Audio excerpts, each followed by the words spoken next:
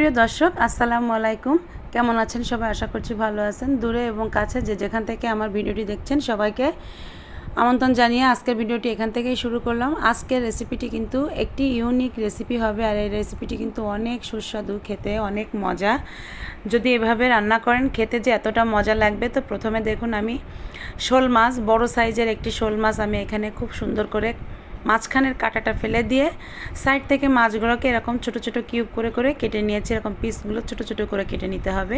আজকে যে রেসিপিটি করব সেই রেসিপিটি করতে গেলে কিন্তু মাছের সাইজটা যত ছোট করতে পারবেন ততটা খেতে ভালো লাগবে। তো আমি কিছুটা লবণ আর হলুদটা মেখে নিব। 5 মিনিট এভাবে রেখে দিব লবণ হলুদটা মেখে। তাতে করে লবণ হলুদটা ভালো করে মাছের ভিতরে ঢুকে যাবে আর এই মাছটা খেতেও ভালো লাগবে।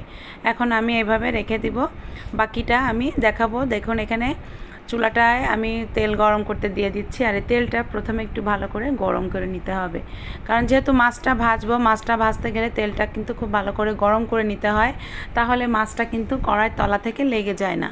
আর যেহেতু আমি ননস্টিকের পাত্রে রান্না করছি এজন্য তলা থেকে লেগে যাচ্ছে না, কিন্তু যারা কড়াইতে রান্না করবেন তাদের জন্য বলছি, কড়াইটা প্রথমে খুব ভালোভাবে ফ্রি হিট করে নেবেন, তারপরে তেলটা দিয়ে তেলটাও খুব ভালো করে গরম করে তারপরে মাছটাকে কিন্তু আপনারা কড়াইয়ের ভিতরে দিবেন, তাহলে দেখবেন মাছটা একটুও লেগে যাবে না।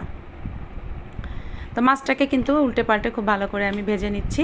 আর এই ভাজিটা একদম কড়াও হবে না, আবার একদম নরমও থাকবে না, এই পর্যায়ে ভেজে নিতে হবে, ঠিক আমি যেমন করে ভাজতেছি। দেখলে বুঝতে পারছেন অবশ্যই, যারা রাঁধুনি আপুরা আছেন, যারা রান্না করেন তারা তো বুঝতেই পারছেন, তারা এরকম পর্যায়ে একটু ভেজে নিতে হবে। তো পুরো মাছটাকে কিন্তু আমি এভাবে ভেজে নিব। আর এই মাছটা ভেজেই রান্না করতে হয়, ভেজে রান্না করলে মাছটা খেতে ভালো লাগে। যেহেতু শোল মাছটা কিন্তু একটু শক্ত প্রকৃতির হয়, তারপরে একটু ভেজে নিলে আর একটু শক্ত হয়। আর এই রান্নাটা করতে এভাবে ভেজে নিতে হয়, তাহলে খেতেও ভালো লাগে। আর আজকে যে রান্নাটা আমি করব, এই রান্নাটা যে খেতে কতটা মুখরোচক, যারা এ ধরনের রান্না খেতে, রিচ খাবার খেতে পছন্দ করেন তাদের জন্য আজকের রেসিপিটি। তো আমার এই রান্নাটা আমার চ্যানেলে আরও একটা দেওয়া আছে, সেটা একরকম পদ্ধতিতে করেছি, আর আজকে আমি একটু অন্য পদ্ধতিতে করছি। আমি আজকে এখানে কিছু আলু দিয়ে করব। তো একটা আলু আমি এভাবে দেখুন কিউব করে কেটে নিয়েছি। আলুটাকে কিন্তু তেলের সঙ্গে কিছু সময় ভেজে নিলাম, আর এখানে একটা তেজপাতা দিয়ে আলুটা কিন্তু আমি ভেজে নিয়েছি। তো আলুটা কিছু সময় ভেজে নেওয়ার পরে যখন দেখবেন আলুটা একটু কালার চলে আসছে, ঠিক শেষ পর্যায়ে আমি এখানে পেঁয়াজ বাটা দিয়ে দিলাম পরিমাণ মতো। চাইলে এ পর্যায়ে আলুটা ভেজে তুলে রেখে তারপরে কিন্তু পেঁয়াজটা কষিয়ে নিতে পারেন। তো একই পর্যায়ে আমি দিয়েছি, কারণ যে আলুটা একটু ভালোভাবে সেদ্ধ হবে। তো এখানে আমি পেঁয়াজটা কিছু সময় কষিয়ে নিয়ে এখানে 1 চা চামচ জিরা বাটা দিয়েছি, 1 চা চামচ রসুন বাটা, 1 চা চামচ আদা বাটা, 1 চা চামচ ধনিয়ার গুঁড়া, 1 চা চামচ লাল মরিচের গুঁড়া, আর একটু লবণ দিয়ে দিলাম। দিয়ে এখন কিন্তু মশলাটাকে খুব ভালো করে কষিয়ে নিব। তো মশলাটা যত কষানো ভালো হবে তত কিন্তু রান্নাটা ভালো লাগবে খেতে। তো মশলাটাকে খুব ভালো করে কাঁচা গন্ধটা চলে যাওয়া পর্যন্ত আমি মশলাটাকে কষাবো। আর সেই পর্যায়ে আমি এখানে সামান্য একটু নারকেলের দুধ দিয়ে দিলাম। নারকেলের দুধটা দিয়ে দিয়েছি পানির পরিবর্তে। আর এই রান্নাটা কিন্তু সম্পূর্ণ নারকেলের দুধ দিয়ে করতে হবে, এটা কিন্তু পানি দিয়ে করলে আপনার পারফেক্ট যে স্বাদটা এটা কিন্তু পাবেন না। তো আমি সামান্য আরেকটু লবণ দিয়ে দিলাম, আমার কাছে মনে হচ্ছে লবণটা কম আছে। তো দিয়ে এখন হলুদ দিয়ে দিলাম, দিয়ে এখন খুব ভালো করে মশলাটাকে, যত চেষ্টা করবেন খুব ভাজা ভাজা করে মশলাটাকে কষিয়ে নিতে। তো এই রান্নাটা আপনি যদি নর্মালি পানি দিয়ে রান্না করেন তো খেতে কিন্তু ভালো লাগবে না তা না, ভালো লাগবে। তবে এটা যে এভাবে রান্না করতে হয়, এটা এভাবে রান্না করলে কিন্তু এই রেসিপিটা খেতে ভালো লাগবে, যার জন্য এটা শুধু এইভাবেই রান্না করতে হবে নারকেলের দুধ দিয়ে। তো মশলাটাকে আমি কষিয়ে নিয়ে আমি আলুটাকে সেদ্ধ করার জন্য আর একটু নারকেলের দুধটা দিয়ে দিয়েছি।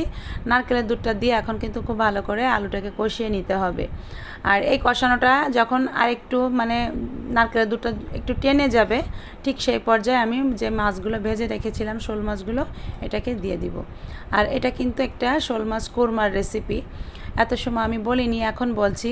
তো এটা কিন্তু শোল মাছ কোরমা বলে। আর এই কোরমাটা খেতে যে কত মজা, যারা কখনো এইভাবে খাননি তারা অবশ্যই ট্রাই করবেন।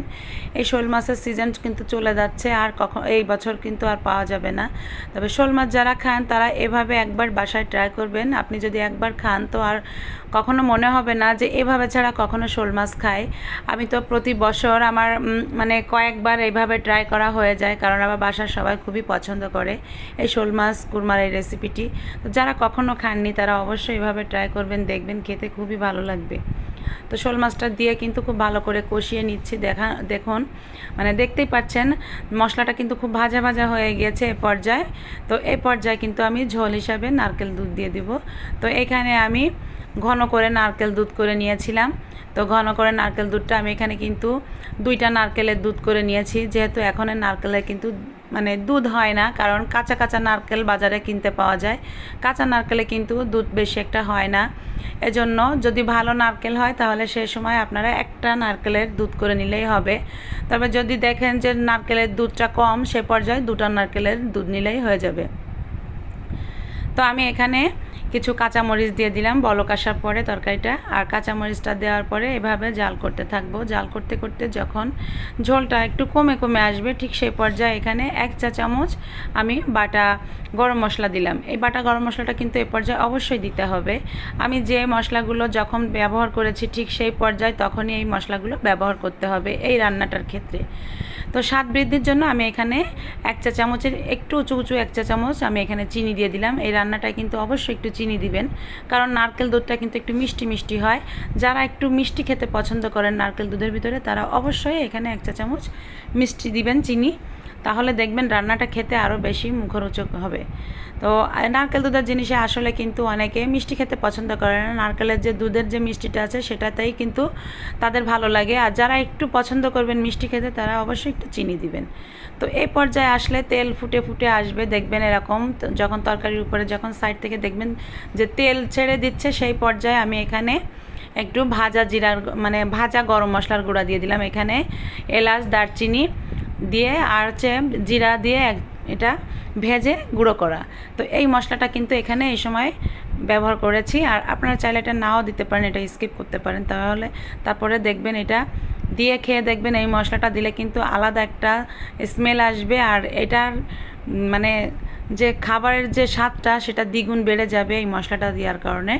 তো দেখুন আমি এখন চুলার আঁচটা একদম লোতে রেখে একটু ঢেকে ঢেকে এভাবে রান্নাটা করে নিচ্ছি।